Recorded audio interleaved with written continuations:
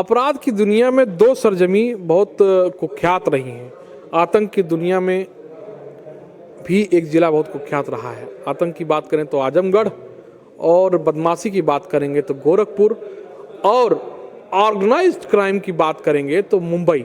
ये तीन ऐसे भारत के शहर हैं जो अपराध की दुनिया को अलग अलग तरीके से ले जाकर सम्मिश्रित करते हैं।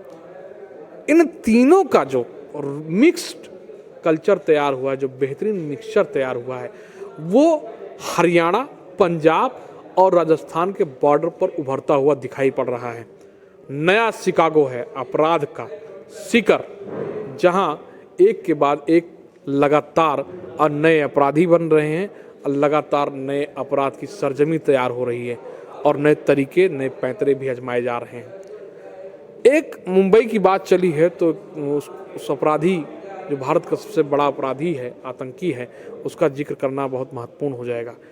नाम है दाऊद इब्राहिम। दाऊद इब्राहिम के पिता कांस्टेबल थे, और यही हाल सीकर से उभरते, जो अबोहर जिले का रहने वाला है, लॉरेंस बिश्नोई, जो अब राजस्थान में भी दबदबा कर रहा है, बॉर्डर इलाके का व्यक्ति है, वो ठीक उसी पैटर्न पर उसके पिता भी हवलदार थे।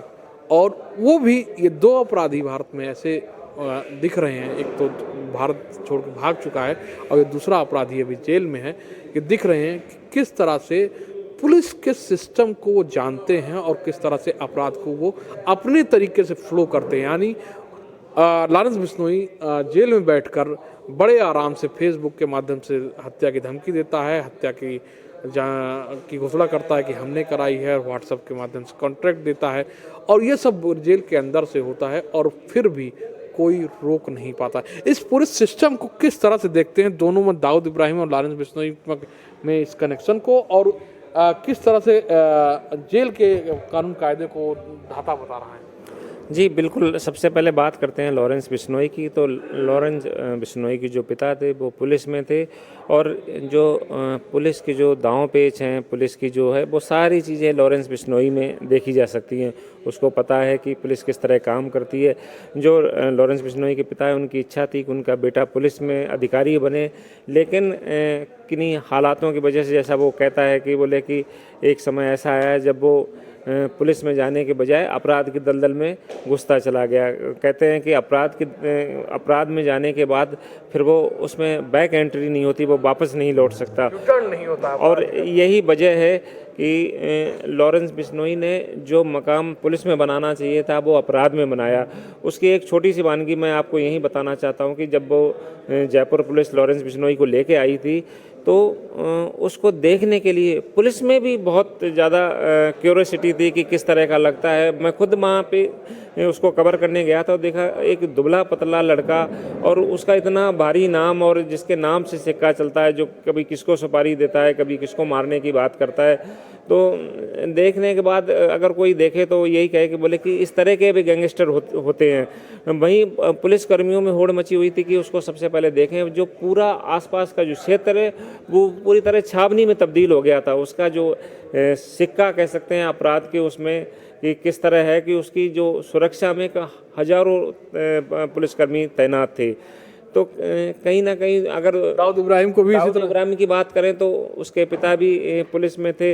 उनकी भी जो हिस्ट्री की अगर बात करें तो उनकी भी इच्छा थी कि उनका बेटा अच्छा, उनसे भी ऊंचा पुलिस अधिकारी बने, आईपीएस बने, आरपीएस बने, लेकिन ऐसा संभव नहीं हो पाया कि दाऊद इब्राहिम ने अपराध को अपना कैरियर बनाया और उसके बाद उसने पीछे मुड़कर नहीं देखा।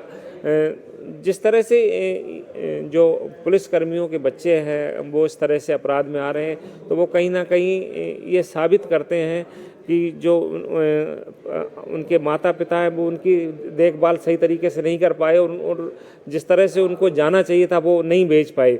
तो जो ये पूरा अगर घटनाक्रम की बात करें तो जो लॉरेंस बिश्नोई का जो तरीका है वो इतना दिलचस्प है कि हर तरह की चीज़ों में अलग अलग जो भी वारदात होती है उसमें हर तरह के अलग एंगल होता है। ज़रूरी नहीं कि आमतौर पे बदमाशों की एक वो लाइन होती है कि हम इस तरह से वारदात करते हैं। जैसे अगर पहले पारदी गैंग हुआ करती थी, उसका एक अलग स्टाइल हुआ करता था, लेकिन लॉरेंस बिश्नोई का इस पूरे मामले में अलग है। वो उसका तरीका बिल्कुल अलग है, उसका जो पढ़ने लिखने का स्टाइल है वो बिल्कुल अलग है, और जिस तरह से वो सोचता है वो अलग है। जब अजमेर जेल में था तो उसके ऊपर काफ़ी सख्ती की गई थी, और इस सख्ती की वजह से उसने एक अर्जी लगाई थी कि उसे तिहाड़ जेल में ट्रांसफ़र किया जाए। इसके लिए भी काफ़ी उस समय बात हुई थी। जी। तो राजस्थान की धरती को यूँ तो अपराधियों का कब्रगाह कहा जाता है, और फिलहाल राजस्थान के टॉप, मुझे लगता है कि 2 अपराधी थे वो अब ख़त्म हो गए हैं। लॉरेंस बिश्नोई का नाम जो अभी जेल के अंदर है और फिलहाल उस लिस्ट में नहीं आया है, तो किस तरह से अगर अपराध को पुलिस अपना इकबाल कायम करते हुए ख़त्म करेगी, अब ये देखना ये होगा।